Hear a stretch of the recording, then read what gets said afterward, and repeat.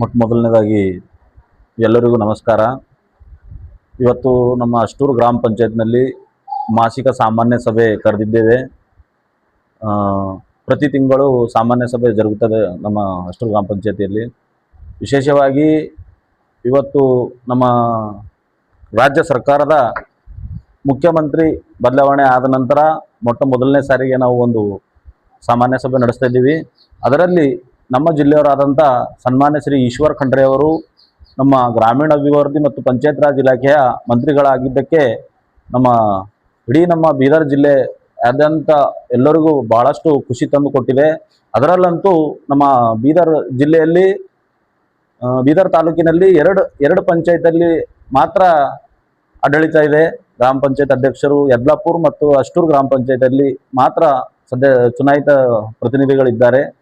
ಕಳೆದ ಎಲ್ಲ ಪಂಚಾಯತ್ಗಳಲ್ಲಿ ಆಡಳಿತಾಧಿಕಾರಿಗಳನ್ನು ನೇಮಕ ಮಾಡಿ ಸರ್ಕಾರ ಆದೇಶ ಹೊರಡಿಸಿದೆ. ಈಗಾಗಲೇ ನಮ್ಮ ಮಾನ್ಯ ಮಂತ್ರಿಗಳು ಆದಷ್ಟು ಬೇಗ ಚುನಾವಣೆ ನಡೆಸಿ ಎಲ್ಲ ಪಂಚಾಯತಿಗಳಲ್ಲಿ ಕೂಡ ಒಂದು ಏನು ಆಡಳಿತ ಚುನಾಯಿತ ಪ್ರತಿನಿಧಿಗಳು ಬರುವಂತೆ ಮಾಡ್ತೀನಿ ಅಂತೇಳಿ ಹೇಳಿದಾರೆ. ಅವರಿಗೆ ಮೊದಲನೇದಾಗಿ ಧನ್ಯವಾದಗಳನ್ನು ತಿಳಿಸುತ್ತೇವೆ. ಅವ್ರ ಮೇಲೆ ಬಹಳಷ್ಟು ನಿರೀಕ್ಷೆ ಇಟ್ಕೊಂಡಿದ್ದೇವೆ. ನಮ್ಮ ಗ್ರಾಮ ಪಂಚಾಯತಿಗಳು ಸಬಲೀಕರಣ ಆಗಲು ಅವರ ಮೇಲೆ ಬಹಳಷ್ಟು ನಿರೀಕ್ಷೆಗಳು ಇಟ್ಟುಕೊಂಡಿದ್ದೇವೆ. ಸೊ ಈಗಾಗಲೇ ಕಳೆದ ತಿಂಗಳಲ್ಲಿ ನಮ್ಮ ಮಳೆಗಾಂವ್ ಗ್ರಾಮದಲ್ಲಿ ಜಿಲ್ಲಾಧಿಕಾರಿಗಳು ಮತ್ತು ಮಂತ್ರಿ ಮತ್ತು ಆವಾಗಿನ ಮಂತ್ರಿ ರಹೀಂ ಖಾನ್ ಅವರು, ಇವಾಗಿನ ಶಾಸಕರು ಅವರ ನೇತೃತ್ವದಲ್ಲಿ ಜನಸ್ಪಂದನೆ ಕಾರ್ಯಕ್ರಮ ನಡೆದಿತ್ತು. ಆ ಜನಸ್ಪಂದನೆ ಕಾರ್ಯಕ್ರಮದಲ್ಲಿ ನಮ್ಮ ಪಂಚಾಯತಿಗೆ ಸಂಬಂಧಪಟ್ಟಂಥ ಬಹಳಷ್ಟು ಸಮಸ್ಯೆಗಳು ನಾವು ಅವ್ರ ಮುಂದೆ ಇಟ್ಟಿದ್ದಾಗ ಕೆಲವೊಂದು ಸಮಸ್ಯೆಗಳನ್ನು ಎಲ್ಲ ಸಚಿವರ ನೇತೃತ್ವದಲ್ಲಿ ಬಗೆಹರಿದಿದ್ದೇವೆ. ಉದಾಹರಣೆಗೆ ಕುಡಿಯುವ ನೀರಿನ ಬಗ್ಗೆ ನಾವು ಅವರಿಗೆ ಅರ್ಜಿಗಳು ಕೊಟ್ಟಿದ್ದೀವಿ.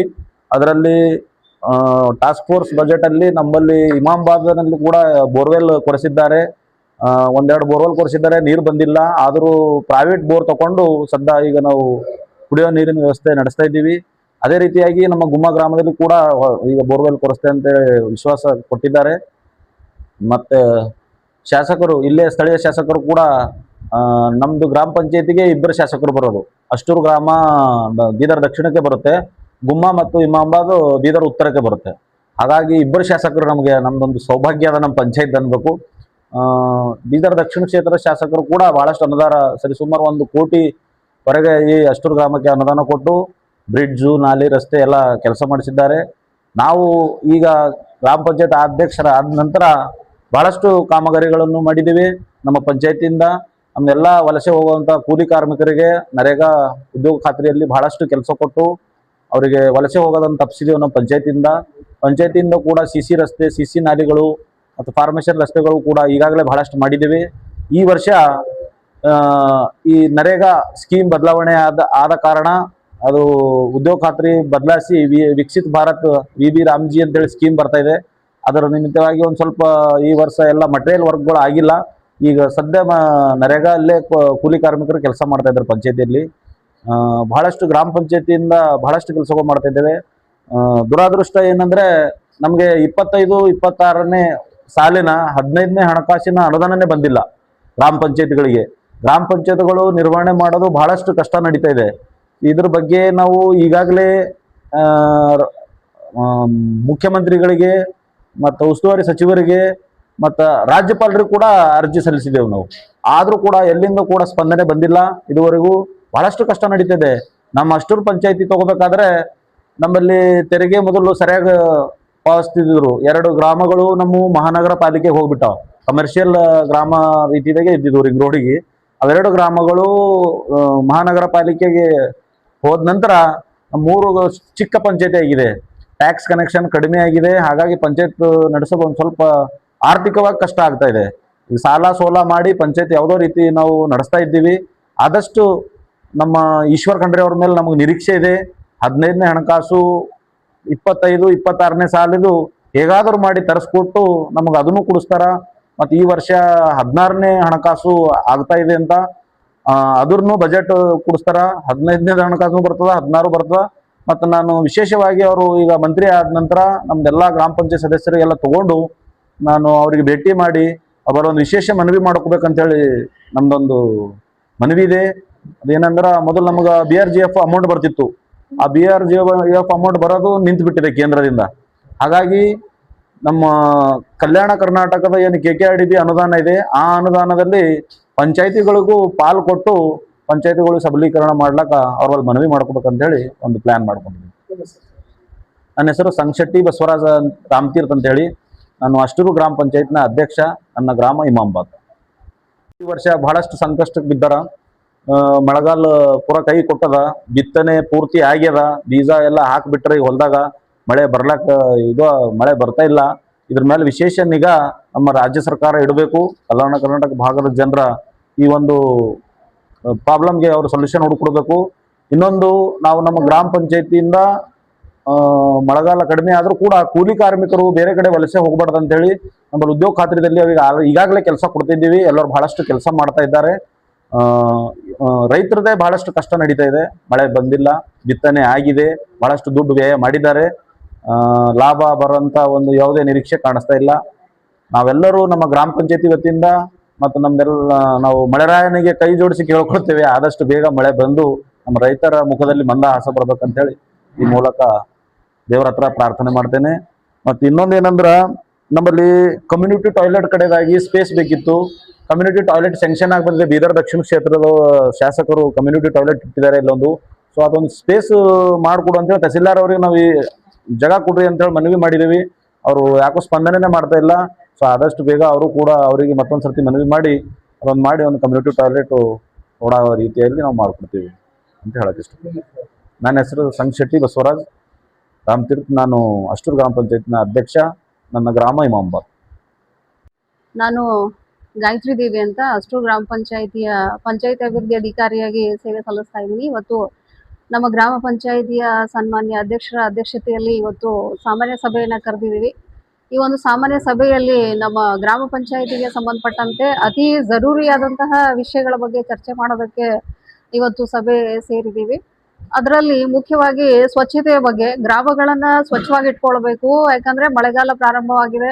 ಮಳೆ ಬಂದಾಗೆಲ್ಲ ಚರಂಡಿಗಳು ತುಂಬ್ತಾ ಇರ್ತವೆ, ಆಮೇಲೆ ಕಾಲರ ಆಗೋಂಥ ಸಂಭವ ಇರ್ತದೆ. ಹಾಗಾಗಿ ಎಲ್ಲ ಚರಂಡಿಗಳನ್ನ ಸ್ವಚ್ಛವಾಗಿ ಇಟ್ಕೊಳ್ಬೇಕು. ಎಲ್ಲ ಕಡೆ ಬ್ಲೀಚಿಂಗ್ ಪೌಡರ್ ಸಿಂಪಡಣೆ ಮಾಡಬೇಕು. ಗ್ರಾಮದಲ್ಲಿ ಸ್ವಚ್ಛದ ವಾತಾವರಣವನ್ನ ಕ್ರಿಯೇಟ್ ಮಾಡಬೇಕು ಅಂತ ಹೇಳಿ. ಇನ್ನೊಂದು, ಕುಡಿಯುವ ನೀರಿನ ಶುದ್ಧತೆಯ ಕಡೆಗೆ ನಾವು ಗಮನ ಹರಿಸಬೇಕು ಅಂತ ಹೇಳಿ ಈಗಾಗಲೇ ನಾವೆಲ್ಲ ನಮ್ಮ ವಾಟರ್ ಮ್ಯಾನ್ಗಳಿಗೆ ಇನ್ಸ್ಟ್ರಕ್ಷನ್ಸ್ ಕೊಟ್ಟಿದೀವಿ. ಈಗಾಗಲೇ ಎಲ್ಲ ಓವರ್ ಟ್ಯಾಂಕ್ಗಳನ್ನ, OST ಗಳನ್ನ, ಮತ್ತೆ ನಮ್ಮ ಕರ್ಸಿಗಳು ಎಷ್ಟಿದಾವೆ ನಮ್ಮ ವ್ಯಾಪ್ತಿಯಲ್ಲಿ 3 ಗ್ರಾಮಗಳಲ್ಲಿ, ಅವೆಲ್ಲಾನು ಕೂಡ ನಮ್ಮ ವಾಟರ್ ಮ್ಯಾನ್ಗಳು ಬಹಳಷ್ಟು ಶ್ರಮ ಪಟ್ಟು ಎಲ್ಲ ಕ್ಲೀನ್ ಮಾಡ್ತಾ ಇದ್ದಾರೆ. ಪ್ರತಿ ತಿಂಗಳು ಕೂಡ ನಾವು ಕ್ಲೀನ್ ಮಾಡಿಸ್ತಾ ಇದೀವಿ. ಈಗಾಗಲೇ ಎಲ್ಲ ಟಾಕಿಗಳು ಕ್ಲೀನ್ ಆಗಿದಾವೆ. ಆದಷ್ಟು ಎಲ್ಲೇ ಪೈಪ್ ಒಡೆದಿದ್ದಾಗಿರ್ಬಹುದು, ವಾಲ್ಗಳ ರಿಪೇರಿ ಆಗಿರ್ಬಹುದು, ಆಮೇಲೆ ಯಾವುದೇ ಸಮಸ್ಯೆ ಬಂದ್ರೆ ಇಮಿಡಿಯೇಟ್ ಆಗಿ ಅದನ್ನು ಸ್ಪಂದಿಸಿ ಸಾರ್ವಜನಿಕರಿಗೆ ಒಳ್ಳೆಯ ನೀರನ್ನ ನಾವು ಕುಡಿಸ್ಬೇಕು, ಅವರಿಗೆ ನೀರನ್ನ ಒದಗಿಸ್ಬೇಕು ಅನ್ನೋ ಒಂದು ಹಿತದೃಷ್ಟಿಯಿಂದ ನಾವೆಲ್ಲರೂ ಸೇರಿ ಈ ಒಂದು ಸಾಮಾನ್ಯ ಸಭೆಯಲ್ಲಿ ಚರ್ಚೆ ಮಾಡಿದೀವಿ. ಆ ನಿಟ್ಟಿನಲ್ಲಿ ಕೆಲಸ ಕೂಡ ಮಾಡ್ತಾ ಇದೀವಿ ಈಗಾಗಲೇ.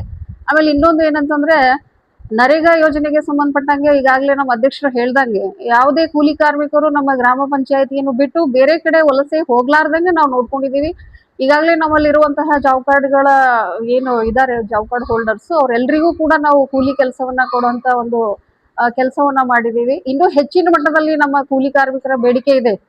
ಅದ್ರ ಸಂಬಂಧ ನಾವೇನಂತಂದ್ರೆ ಈಗಾಗಲೇ ನರೇಗಾ ಯೋಜನೆಯಡಿಯಲ್ಲಿ ಕ್ರಿಯಾ ಯೋಜನೆಯನ್ನು ಕೂಡ ಮಾಡ್ತಾ ಇದ್ದೀವಿ. ಅದರಲ್ಲಿ ಅವಿರತವಾಗಿ ಅವರಿಗೆ ಯಾವುದೇ ಅಡೆತಡೆ ಇರಲಾರ್ದಂಗೆ ಅವ್ರಿಗೆ 100 days ಕೆಲಸಗಳನ್ನ ಒದಗಿಸ್ಕೊಡುವಂತ ಕೆಲಸ ನಮ್ಮಿಂದ ಆಗ್ಬೇಕು. ಯಾಕಂದ್ರೆ ಕೂಲಿ ಕಾರ್ಮಿಕರು ಈಗಾಗಲೇ ಯಾವುದೇ ಹೊಲದಲ್ಲಿ ಕೆಲಸ ಇರಲಾರ್ದೆ ಸಂಕಷ್ಟದ ಪರಿಸ್ಥಿತಿಯಲ್ಲಿ ಇದ್ದಾರೆ. ಅವ್ರ ಕಡೆ ನಮ್ಮ ಒಲವು ಅಥವಾ ಅವ್ರ ಬಗ್ಗೆ ನಮಗೆ ಕಾಳಜಿ ಜಾಸ್ತಿ ಮಟ್ಟದಲ್ಲಿ ಇರಬೇಕು. ಎಲ್ಲಾ ಸದಸ್ಯರು ಆಮೇಲೆ ಎಲ್ಲ ನಮ್ಮ ಸಿಬ್ಬಂದಿಗಳು ಕೂಡ ಇದಕ್ಕೆ ಕೈ ಜೋಡಿಸಿದ್ದಾರೆ. ಎಲ್ಲರ ಒಂದು ಟೀಮ್ ವರ್ಕ್ ಅಂತಾನೆ ಹೇಳ್ಬಹುದು. ನಮ್ಮ ಗ್ರಾಮ ಪಂಚಾಯತಿಯನ್ನ ಒಳ್ಳೆಯ ರೀತಿಯಿಂದ ನಾವು ನಡ್ಸ್ಕೊಂಡು ಹೋಗೋದಕ್ಕೆ ಎಲ್ಲ ನಮ್ಮ ಆಡಳಿತ ಮಂಡಳಿಯವರು, ಅಧ್ಯಕ್ಷರು, ಉಪಾಧ್ಯಕ್ಷರು, ಎಲ್ಲ ಸದಸ್ಯರು ಕೂಡ ಸಹಕಾರ ಮಾಡ್ತಾ ಇದ್ದಾರೆ. ಆಮೇಲೆ ನಮ್ಮ ಗ್ರಾಮದಲ್ಲಿ ಇನ್ನು ನಾವು ಮಾಡೋದು ಬಹಳಷ್ಟಿದೆ. ಈಗಾಗಲೇ ನಮ್ಮ ಅಧ್ಯಕ್ಷರು ಹೇಳಿದ್ರು, ಚರಂಡಿಗಳು ಮಾಡಿದೀವಿ, CC ರೋಡ್ ಮಾಡಿದೀವಿ, ಇದೆಲ್ಲ ಕಂಪ್ಲೀಟ್ ಆಗಿದೆ.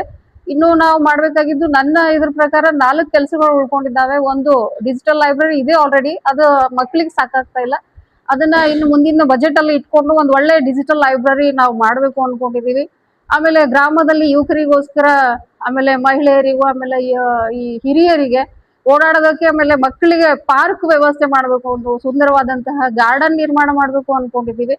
ಅದು ಒಂದು ಆಗ್ಬೇಕು. ಆಮೇಲೆ ನಮ್ಮ ಹತ್ರ ಸ್ವಚ್ಛ ವಾಹಿನಿ ಓಡಾಡ್ತಾ ಇದೆ, ಕಸ ಎಲ್ಲ ಕಲೆಕ್ಟ್ ಮಾಡ್ತಾ ಇದೀವಿ. ಆದ್ರೆ ಸ್ವಚ್ಛತೆ ಕಡೆಗೆ ನಾವು ಗಮನ ಹರಿಸಬೇಕಾಗಿತ್ತು ಅಂದ್ರೆ ನಮ್ಮಲ್ಲಿ ಸಾಲಿಡ್ ವೇಸ್ಟ್ ಯೂನಿಟ್ 100% ಇರಬೇಕು. ಅದಕ್ಕೋಸ್ಕರನೂ ಕೂಡ ನಾವು ತಹಸೀಲ್ ಆಫೀಸಿಗೆ ಕಳೆದ 3 ವರ್ಷಗಳಿಂದ ನಾವು ಅರ್ಜಿ ಬರಿತಾ ಇದ್ದೀವಿ. ಅದಕ್ಕೆ 1 ಎಕರೆ ಜಾಗ ಬೇಕು ಅಂತ ಹೇಳಿ ಇಮಾಮಾಬಾದ್ ಗ್ರಾಮದ ಸರ್ಕಾರಿ ಭೂಮಿಯಲ್ಲಿ 1 ಎಕರೆ ಜಾಗ ಕೊಡ್ರಿ, ಅಲ್ಲಿ ನಾವು ಸಾಲಿಡ್ ವೇಸ್ಟ್ ಯೂನಿಟ್ ಕಟ್ಬೇಕು ಅನ್ಕೊಂಡಿದೀವಿ ಅಂತಂದ್ರು ತಹಸೀಲ್ ಆಫೀಸಿಂದ ನಮ್ಗೆ ಇನ್ನೂ ತನಕ ಜಾಗ ಸಿಕ್ಕಿಲ್ಲ. ಇನ್ ಮುಂದೆ ಒದಗಿಸ್ಕೊಟ್ಟಿದ್ದ ಅದಲ್ಲಿ ನಾವು ಫಾಲೋ ಅಪ್ ಮಾಡ್ತಾ ಇದೀವಿ. ಅದು ಸಿಕ್ತು ಅಂದ್ರೆ ನಾವು ಅಲ್ಲಿ ಸಾಲಿಡ್ ವೇಸ್ಟ್ ಯೂನಿಟ್ ಕಟ್ಟಿ ಕಸನ ನಾವೇನು ಕಲೆಕ್ಟ್ ಮಾಡ್ತಾ ಇದೀವಿ ಅಲ್ಲಿ ಸಂಗ್ರಹ ಮಾಡಿ ಸೆಗ್ರಿಗೇಷನ್ ಮಾಡಬೇಕು. ಒಟ್ಟಿನಲ್ಲಿ ನಮ್ಮ ಗ್ರಾಮ ಪಂಚಾಯಿತಿ ವ್ಯಾಪ್ತಿಯಲ್ಲಿ ಬರುವಂತ ಎಲ್ಲಾ ಹಳ್ಳಿಗಳು ಸುಂದರವಾಗಿರ್ಬೇಕು, ಸ್ವಚ್ಛವಾಗಿರ್ಬೇಕು, ಒಳ್ಳೆ ವಾತಾವರಣದಲ್ಲಿ ಬದುಕಂಗ್ ಆಗ್ಬೇಕು ಎಲ್ರು. ಹಾಗೆ ನಾವು ಒಂದು ಪ್ಲಾನ್ ಮಾಡ್ಕೊಂಡಿದೀವಿ. ಅದ್ರ ಪ್ರಕಾರ ನಾವೆಲ್ಲರೂ ಸೇರಿ ಕೆಲಸ ಮಾಡೋದಕ್ಕೂ ಕೂಡ ರೆಡಿ ಇದೀವಿ. ಅದಕ್ಕೆ ಸರ್ಕಾರದವರು ಆದಷ್ಟು ಅನುದಾನವನ್ನ ಬಿಡುಗಡೆ ಮಾಡಬೇಕು. ಈಗಾಗಲೇ ನಮ್ಮ ಅಧ್ಯಕ್ಷರು ಹೇಳ್ದಂಗೆ 1.5 ವರ್ಷ ಆಯ್ತು 15ನೇ ಹಣಕಾಸು ಯೋಜನೆ 1 ನಯಾ ಪೈಸೆ ಕೂಡ ರಿಲೀಸ್ ಆಗಿಲ್ಲ. ಅದಕ್ಕೋಸ್ಕರ ನಮ್ಮ ಅಧ್ಯಕ್ಷರು ಈ ಒಂದು ನಿಮ್ಮ ಮೀಡಿಯಾ ಮುಖಾಂತರ ಸರ್ಕಾರದ ಗಮನಕ್ಕೆ ಅಥವಾ ನಮ್ಮ ಮೇಲಾಧಿಕಾರಿಗಳ ಗಮನಕ್ಕೆ ತರುವಂತ ಒಂದು ಕೆಲಸ ಮಾಡ್ತಾ ಇದ್ದಾರೆ. ಅದಕ್ಕೋಸ್ಕರ ನಾವೆಲ್ಲರೂ ಸೇರಿ, ನೀವು ಮೀಡಿಯಾದವರಾಗಿರ್ಬೋದು, ನಮ್ಮ ಪಂಚಾಯತಿ ವ್ಯಾಪ್ತಿಯಲ್ಲಿರುವ ಸಾರ್ವಜನಿಕರಾಗಿರ್ಬೋದು, ಸದಸ್ಯರು, ಅಧ್ಯಕ್ಷರು ಎಲ್ಲರೂ ಸೇರಿ ಒಂದು ಒಳ್ಳೆಯ ಹೆಜ್ಜೆಯನ್ನು ಇಡೋಣ, ಗ್ರಾಮ ಪಂಚಾಯತಿಯನ್ನ ಒಂದು ಪ್ರಗತಿಯ ಕಡೆಗೆ ತಗೊಂಡು ಹೋಗೋಣ ಅಂತ ಹೇಳ್ತಾ, ಮುಖ್ಯವಾಗಿ ಹೇಳ್ಬೇಕಾಗಿತ್ತು ಅಂದ್ರೆ ಈಗಾಗಲೇ ನಮ್ಮ ಈ ಮುಖ್ಯಮಂತ್ರಿಗಳು ಚೇಂಜ್ ಆದ್ಮೇಲೆ ನಮ್ಮ ಈಶ್ವರ್ ಸಾಹೇಬ್ರು ಏನು ನಮ್ಮ ಗ್ರಾಮೀಣಾಭಿವೃದ್ಧಿ ಮತ್ತು ಪಂಚಾಯತ್ ರಾಜ್ ಇಲಾಖೆಯ ಸಚಿವರಾಗಿದ್ದಾರೆ. ಅದು ಎಲ್ಲರಿಗಿಂತ ಹರ್ಷದಾಯಕ ವಿಷಯ.